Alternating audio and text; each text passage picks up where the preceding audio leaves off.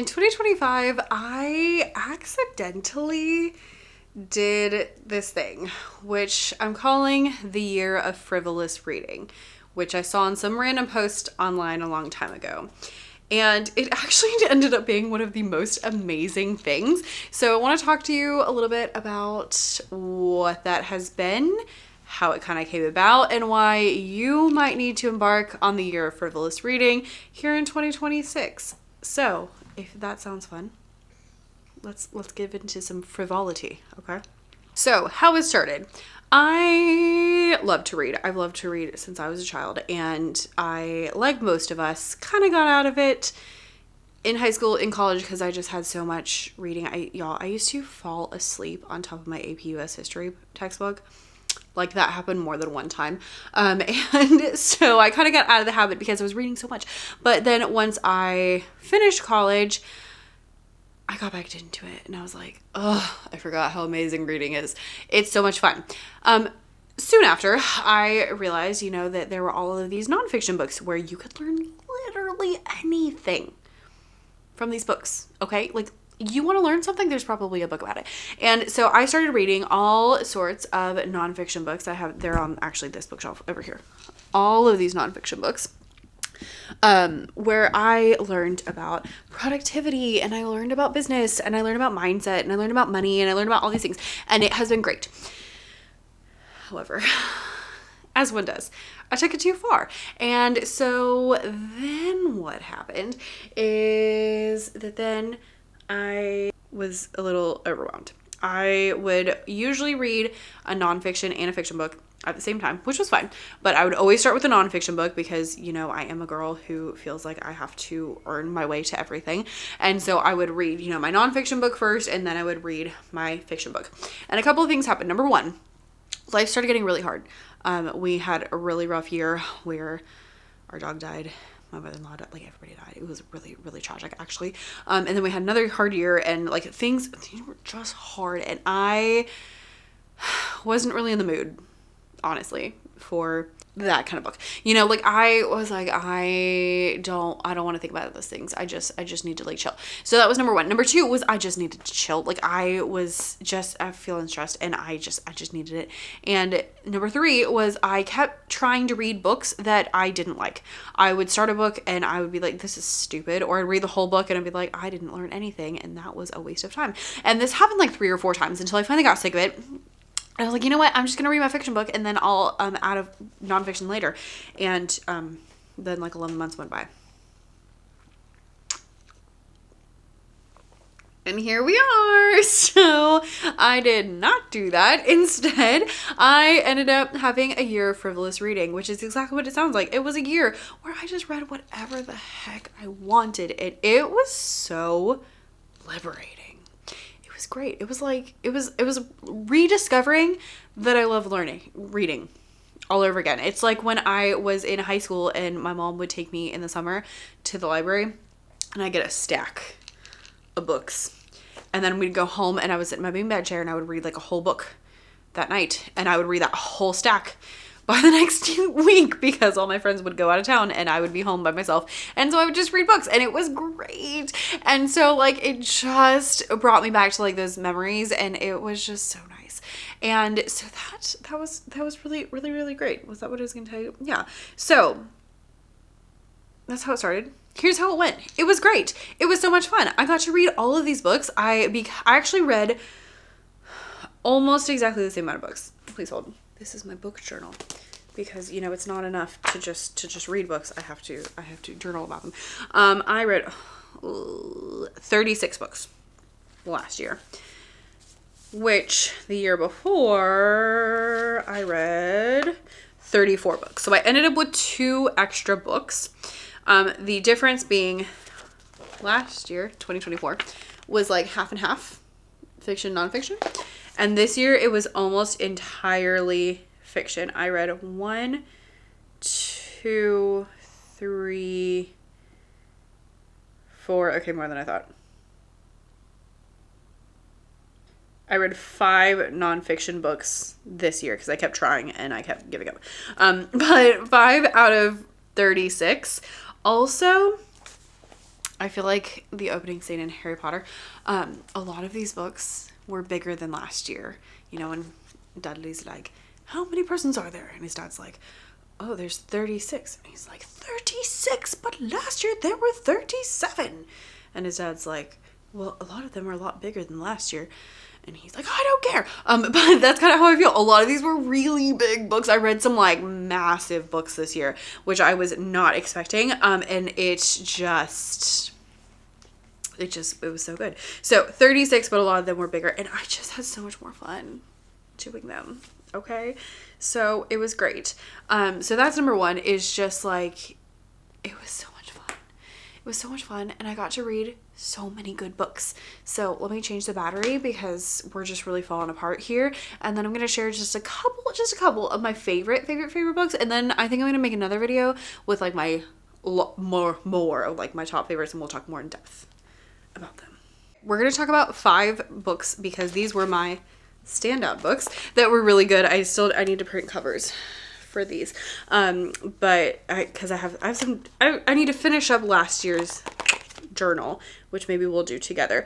But let's talk about my 5 standout books. Also, leave your standout books from last year in the comments. Okay, so these were my like, wow, these are fantastically amazing. I love them.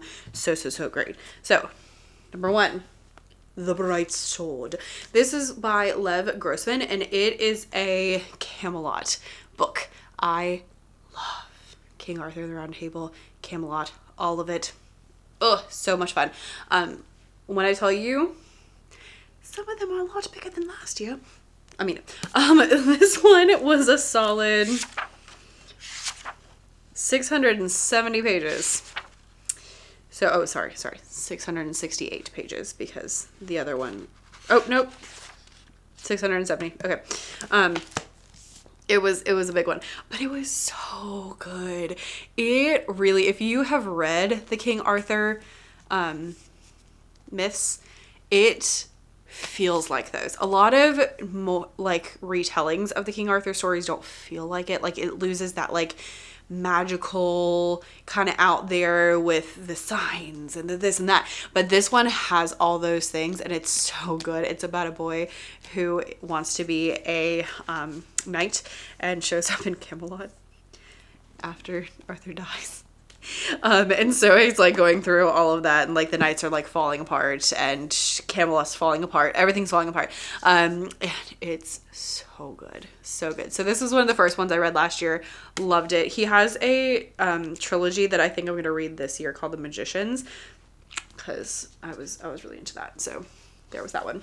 The next one is a trilogy, and this one I know is like way hyped up online, especially right now, but that is Fourth Wing. Actually, those two, I got both of those for Christmas in 2024. So the that one was from my Secret Santa at school. This one was from my brother, and this was like a whole world like I knew nothing about.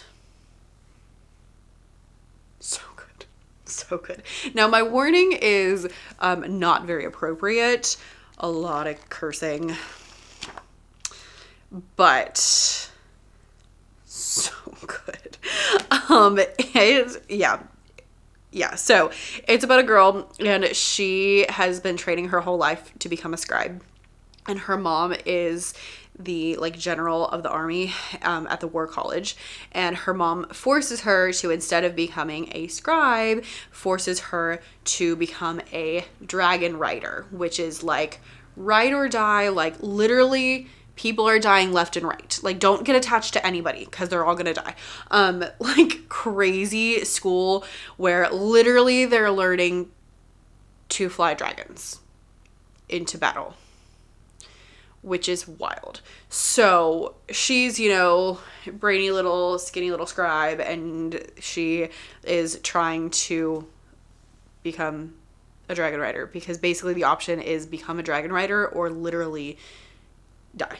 Like there's no in between. So she's like forced to really get herself together and all of this. There's a mortal enemy involved. There's a whole like love thing going on. There's dragons, which we love. And then at the end, slight spoiler, but not really a spoiler. You find out, you think the whole series is just gonna be like, oh, her trying to learn how to be a dragon rider. No, friends. Because then there's big old plot twist at the end. And I was like, where did that go? Like, this is not what I thought this was going to be. And it's actually like way bigger and there's a lot going on. So not going to tell you anything about that, but there is a big plot twist. Content warning, but really good. There's 3 of them currently out. She's not done with this series. The next one, I think, there's not like an official release date. People are saying 2027. So we shall see. I read all 3 of them. I took a month off and then I read all 3 of them again. So, yeah, this one's 530 pages, but yeah, it was good. So, okay, very different vibes coming up next. Okay, completely different vibes, but the next standout book that I had this year was this one, which was probably my favorite book of the year. No, second favorite. This book is called The Amalfi Curse, and it is by Sarah Penner. I got it as part of the Book of the Month Club, which I will link down below. I joined last year just for fun, and this was the first book that I got. When you join, you can pick a book from any like month that they've ever done, and then after that you have to pick like from their thing, or you can skip the month. So it's like 6 options every month. You get one or you can skip it. But this book was so good. I could not put it down. This one is about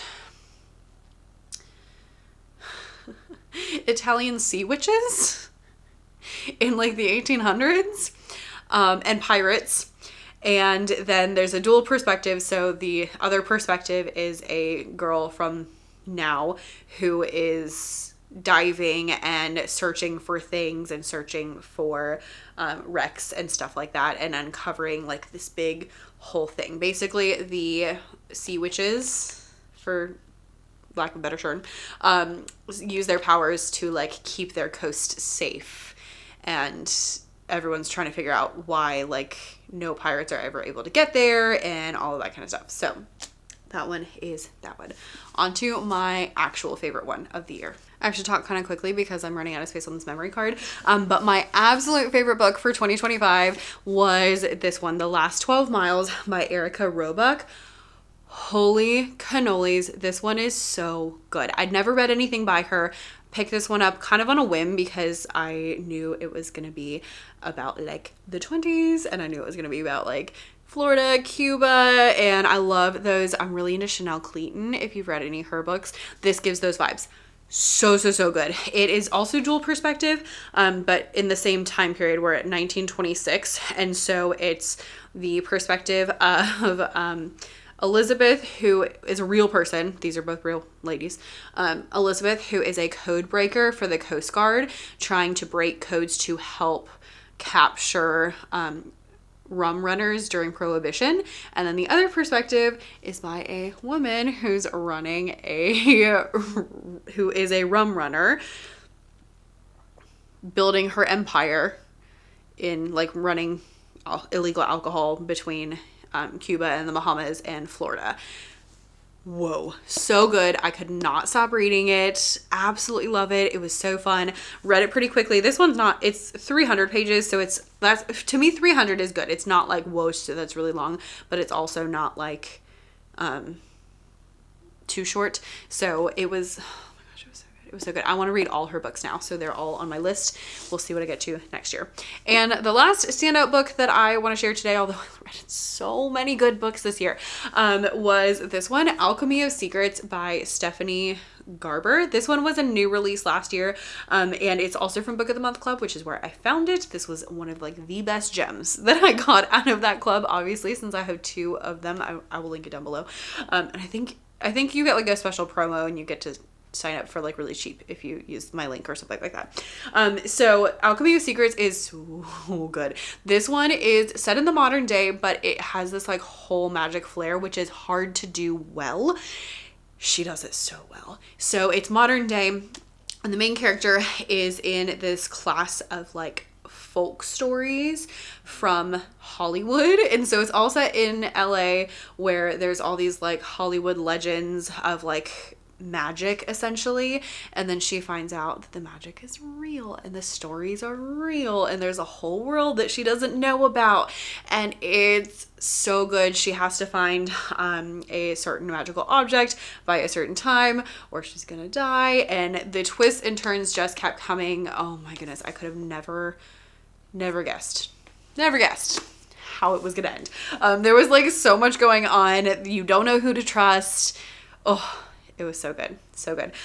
So all of those are my standout books for this year. I will leave them linked down below, and I'll make another video where we talk more in depth about books and more books that I read, because this was just kind of like an overview of some of my favorite ones. But I would love to know your favorite ones, so leave them down below in the comments. This year, I'm not planning to do a year of frivolous reading, but I might end up with one. I think I'm going to try to find like a nice pace. Maybe we'll read like one nonfiction book a month, or maybe I'll have like a certain time that I read a nonfiction book or something like that, because I do want to get back into that. I do enjoy it, but I also am staring at a massive stack of paperback fun things behind you that I cannot wait to devour. So let me know your favorite ones down below in the comments, and we have 1 minute to spare on this memory card. So I'll see you in the next one. Bye.